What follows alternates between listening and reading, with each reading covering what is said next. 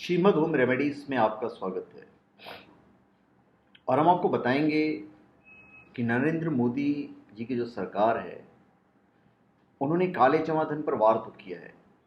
पूरा हिंदुस्तान उन्हें सपोर्ट कर रहा है, पर उनके सामने जो सबसे बड़ी चुनौती है, नया ब्लैक मनी नहीं पैदा होना चाहिए। प्रधानमंत्री नरेंद्र मोदी ने मंगलवार 8 नवंबर को घोषणा की थी कि 500 और 1000 के नोट 8 नवंबर की रात से प्रचलन से बाहर हो जाएंगे, और वो हो गए। उसकी जगह 500 और 2000 के नए नोट जारी किए जाएंगे, हो गई। 9 नवंबर को देश के सभी बैंकों और एटीएम को बंद रखा गया था। यहां तक की सारी बातें आप जानते हैं।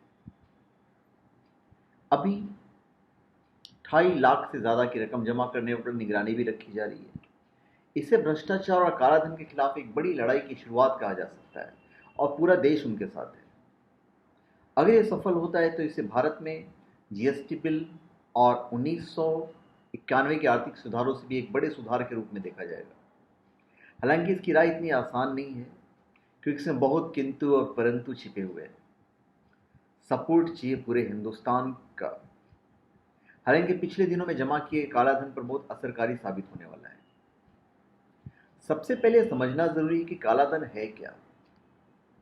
दरअसल यह वह पैसा है जिसका टैक्स नहीं चुकाया गया है।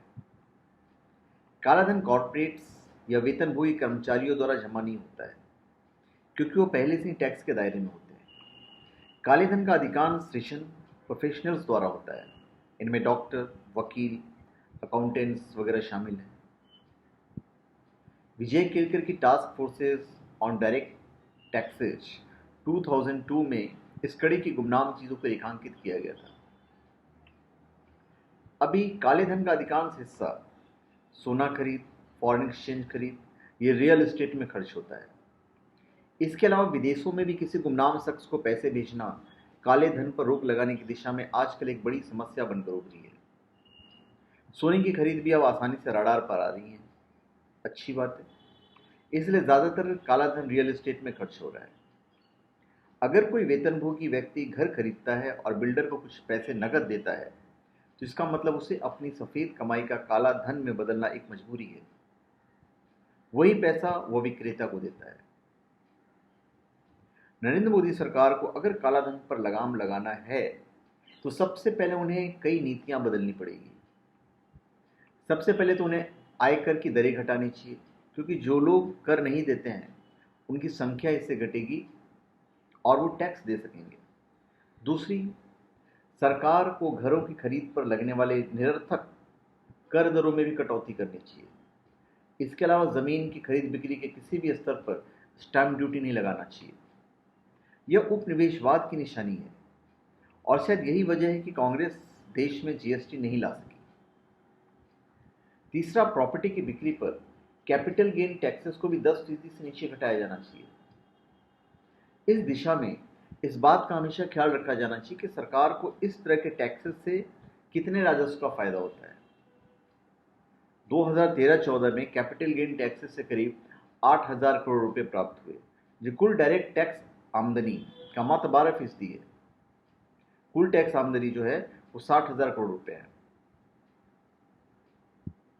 अभी सब लोग एक सहमति जताए। केलकर समिति की 2002-2012 की रिपोर्ट है। उसमें सहमति जताते हुए कहा कि टैक्सेशन में नैतिकता का कोई आधार नहीं होता है, बल्कि उसकी जगह वैधानिक और कारगर तरीके से राजस्व सृजन पर ध्यान दिया जाना चाहिए। इसके साथ ही आम आदमी और गरीब आदमी के नाम पर अर्थव्यवस्था को बंधक बनाने की वकालत और कोशिशों को बंद किया जाना चाहिए। तभी हमारे मोदी जी की सरकार बड़े पैमाने पर टैक्स सुधार की प्रक्रिया अपना सकती है। और जब बीजेपी ऐसा कर लेगी, तभी उसे पवित्र गाय से जुड़े मुद्दों पर आक्रामक रुख अख्तियार करना चाहिए। अब इसकी एक नई शुरुआत हो चुकी है। अब वक्त उस सफर को पूरा करने का है, और हम चाहते हैं कि हमारा पूरा हिंदुस्तान मोदी जी को सपोर्ट करे, क्योंकि यार उस बंदे के पास तो कुछ है ही नहीं। न फैमिली है, न कोई है। ले दे के उनके पास एक ही चीज़ है, वो है देश और देश के वासी। उसी पे तो उनको ध्यान देना है। अपना तो कोई है नहीं।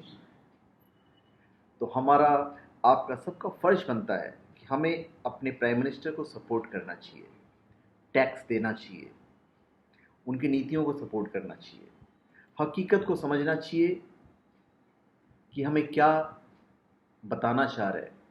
जो मिनिस्टर हमें बरगला रहे हैं उनकी तरफ नहीं जाना चाहिए, और अगर बरगला रहे हैं तो उसके तह तक जाओ कि वो सही कह रहा है गलत कह रहा है। तो धन्यवाद।